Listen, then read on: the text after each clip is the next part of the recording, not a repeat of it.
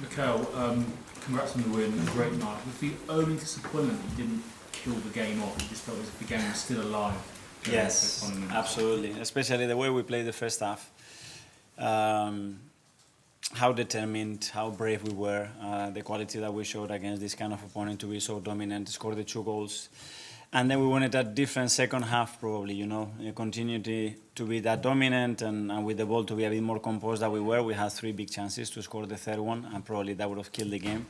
It didn't, by credit to them as well, and the changes that they made, the adaptations that they make, and they forced us to play again in a different area of the pitch that obviously we had more problems as well after to win territory and to continue to play in the way we did the first half. And Havertz, when he's in this form, is he really unstoppable, just the way he's so powerful in the air? So powerful, but as well he's so intelligent, the way he occupies the spaces, the way he glides everything together, his work ethic. And now he's around the box and you have the feeling that he's going to score a goal. The goal was superb. I think overall the performance was really good as well from him. So really pleased with that.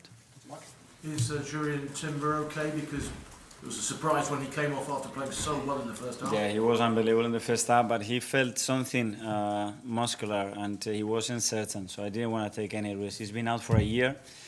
He's played a lot of minutes, probably more minutes than we wanted in the last few weeks, and we have to manage him. Mikel, when do you start looking at the 36-team league table? I mean, are you looking at it tonight, or is it still too early to kind of worry about that? It's too early, I think, as well. Everybody has to play a lot of different and difficult games, home and away. We have to adapt to that. We don't still know, how many points you need. The only thing you can focus on is to perform and try to win your own games. We've done tonight, and carry on doing it, and now focus on the Premier League. Do you feel there's the same sort of jeopardy and significance to these early round games as there was last season in the 4-team group? I don't know. We all want to be, at the very top, to play less games and to have, after the capacity to have better draws. It's going to be a long journey, I think. Mikel, Makayo has just been on TV saying he thinks this is Arsenal's year. What do you think of that comment? And do you agree with him? Well, the players feel that we are in the right direction and they believe in what we do. Is a great sign. It's a night to be really happy because we play one of the best teams in the world for sure, and to be able to perform and win in the way that we did, I think it's a really good sign for the team. Obviously, a chance to give Mikel Merino his debut tonight. How good was that, and how do you think he got on? Really good, because as I said, he joined us first session, he gets injured. He had only 1 session with us. He was ready. He was really willing to be part of it today, and obviously with the injuries and the changes that we had to make, we believe that he was the player that could help us in that phase, and I think he's done really well. George from BBC at the back. Mikel, hello. I just wondered, how do the players feel in terms of probably Champions League now and beating a team like PSG at home, and they were very streetwise in the way they saw the game out? What did you make of that?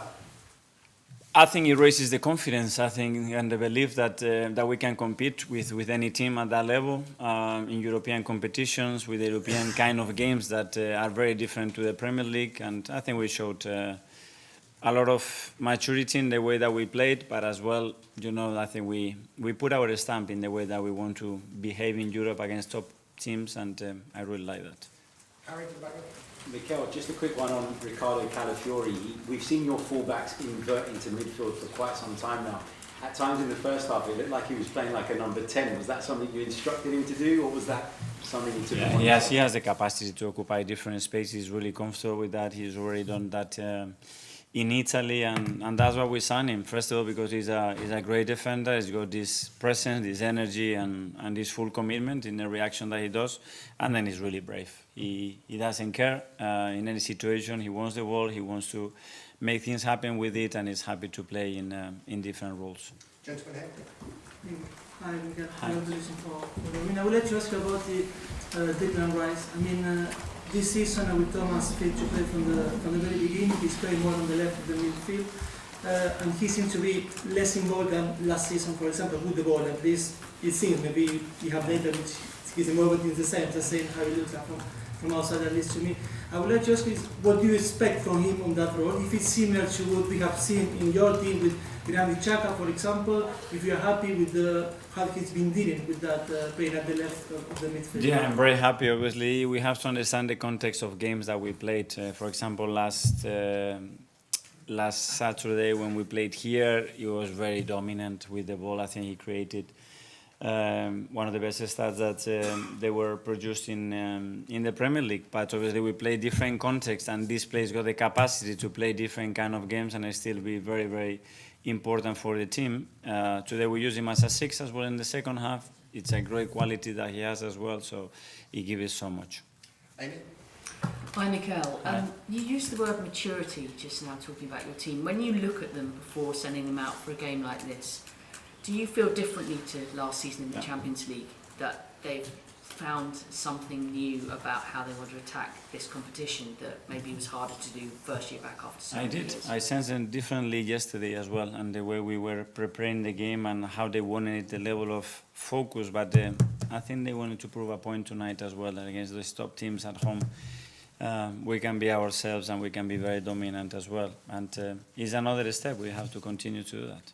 Okay, we have the last two. Tom? Yeah, just a similar theme. Do you think the players needed a big win like this against a big team to kind of feel that belief that they can beat the biggest club? I think so, and it creates as well these special nights at the Emirates, in European nights against big clubs, you know, and that belief is something that lifts the energy and lifts the spirit of everybody. And first of all, it's about believing that you can face those incredible teams and you have a really good chance to beat them, and you are good enough to do that. So I think it's going to be very helpful. And finally, Sammy. Mikel, as Amy said, obviously only your second season in the Champions League, but there seemed to be like a bit of a calm and control about your team tonight, particularly in the second half when they were maybe coming on to you a little bit more. That must have been something that impressed you. It did, and especially as well because the result at halftime was similar to a few days ago, and then what happened, and managing emotionally that and staying in the game in the way that we had to do, I was really impressed and happy with that, even though there were still, especially in the second half, things that we must do much better. Thanks. Good night, everyone. Thank you.